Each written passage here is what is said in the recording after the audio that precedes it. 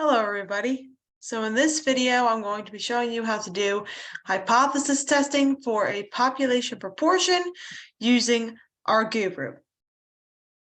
So let me go ahead here and share my PowerPoint with our first example, and we'll get started.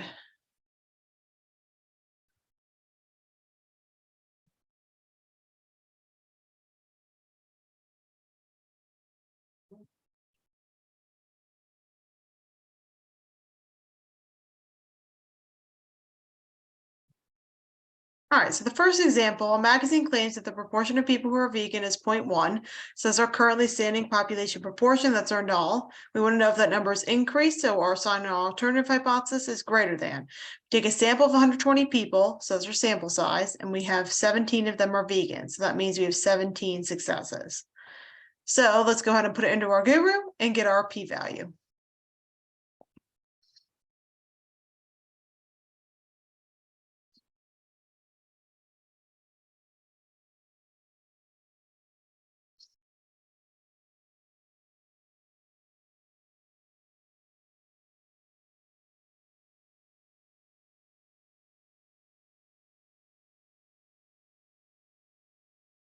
All right, so we're going to go to our analytics, analysis, proportion inference, one population, just like we did for confidence intervals for proportions.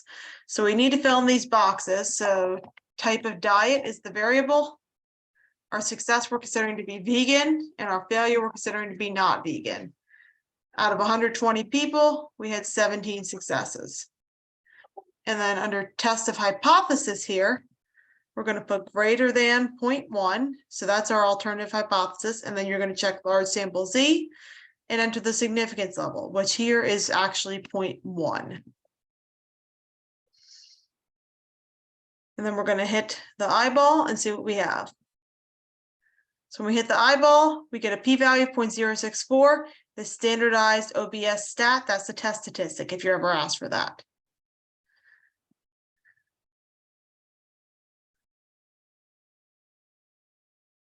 So our p-value is less than our significance level, so we're going to reject the null hypothesis.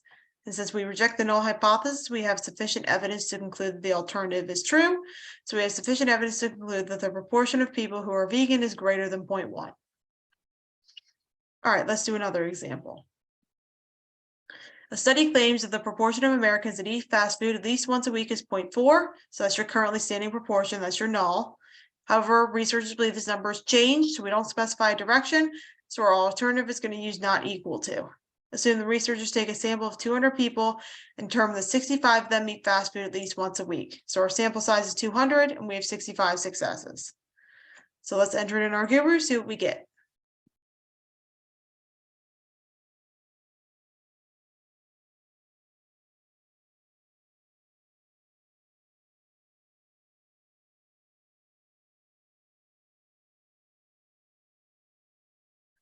I'm just going to edit from here.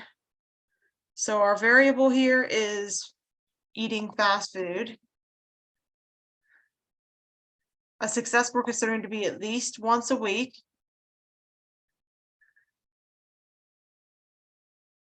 And then a failure would be less than once a week.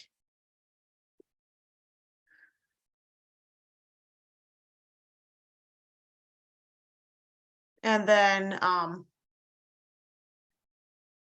our sample size here is 200, and then we have 65 successes.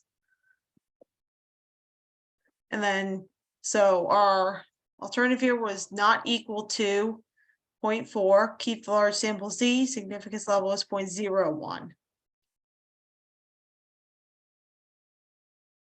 And then we're going to hit the eyeball. And we can see we get a p-value of 0.0304. And then remember, that's the test statistic.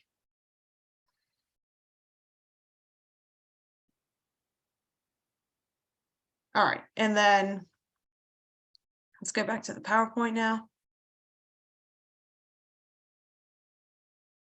So that p-value is greater than our significance level, so we're going to fail to reject.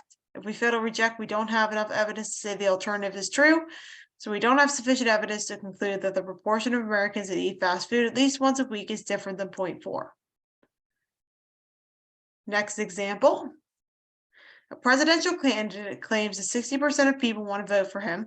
However, his opponent believes this figure is too high. So 60% is your null, that's your currently standing proportion, and then too high is going to be less than in the alternative. So there's a sample of 1,000 people, and he determined 526 of them are going to vote for the candidate. So we have 526 successes out of 1,000 being our sample size. Let's go to our Rguroo, put it in.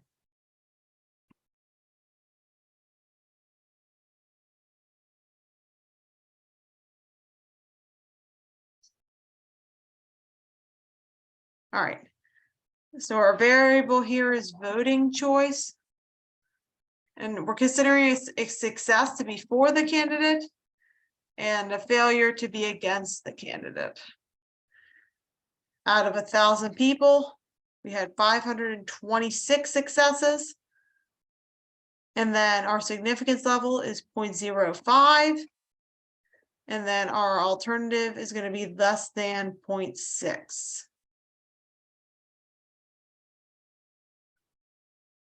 Hit the eyeball. I get a p-value of 8.91 times 10 to the negative 7. So basically 0.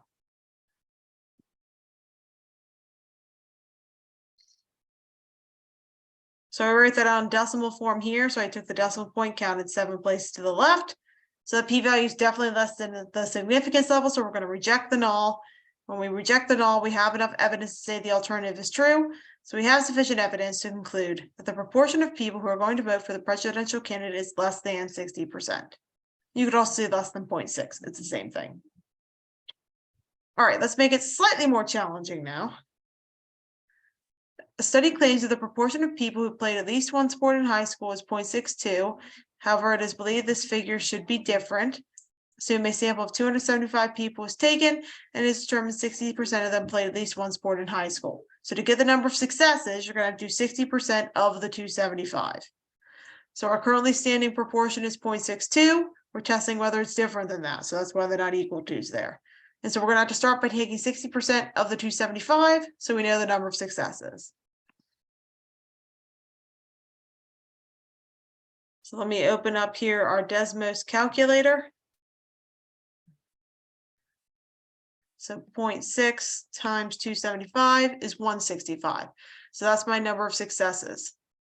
So let's remember that when we put it in here. So what we have here is, so our variable is playing sports in high school.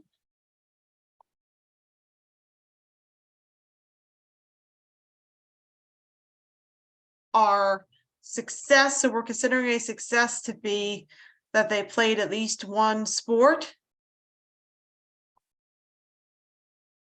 And a failure we're considering to be no sports. And so we have 275. It was our sample size. That's just because I haven't changed the number of successes yet. That's why the pop-up came up. And then you have 165 successes. And then our null was not equal to 0.6. I'm sorry, our alternative, was not equal to 0.62. And then the significance level is still 0.05. So let's hit the eyeball. I'm getting a p-value of 0.49.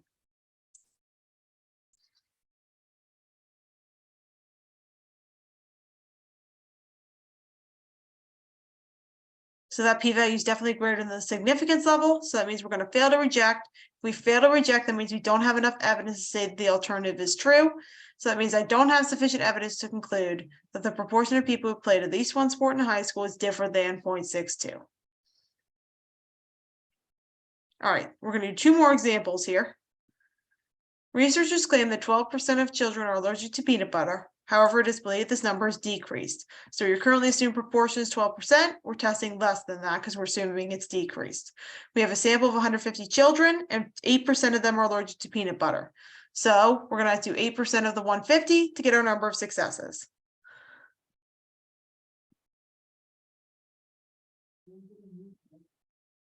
So let's start with the 8% of 150. That gets me 12. So that's my number of successes. So let's go into our test here now and put everything in. So what's our variable here? Well, it's peanut butter allergy. And then our success we're considering to be allergic. And our failure is not allergic.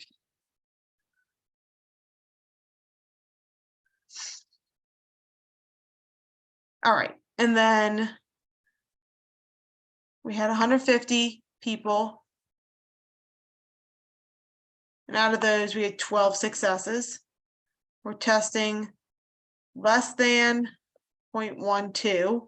And our significance level here is going to be 0.1.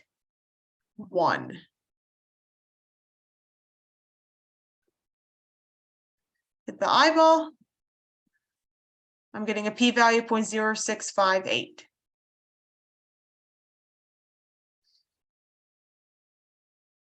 So that p-value is less than my significance level, so I'm going to reject.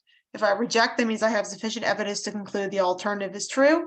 So I have sufficient evidence to conclude that the proportion of children who are allergic to peanut butter is less than 12%. And you could also write that as 0.12 if you wanted to. You could write your interpretation either in percent form or decimal form. Either are fine. All right, last example here.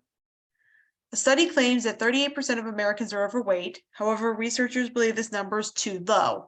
So that means our currently assumed proportion is 0.38. Too low is going to mean greater than in the alternative. We take a sample of 630 people and determine 40% of them are overweight. Assume our significance level is 0.01. So we're going to once again need to do 40% of the 630 to get our number of successes.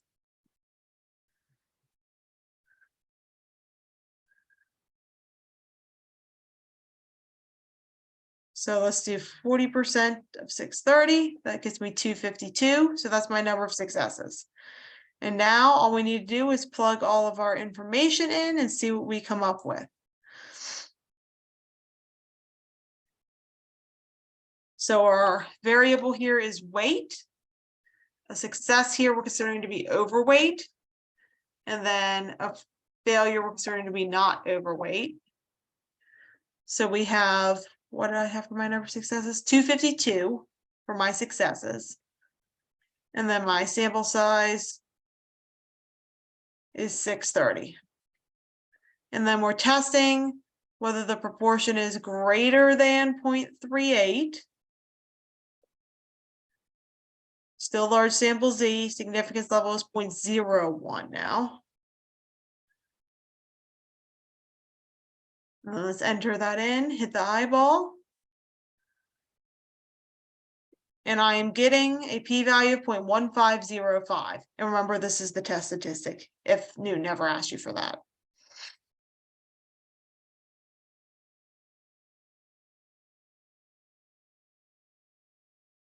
So that p-value is greater than our significance level, so we're going to fail to reject. If we fail to reject, that means we don't have enough evidence to say that the alternative is true.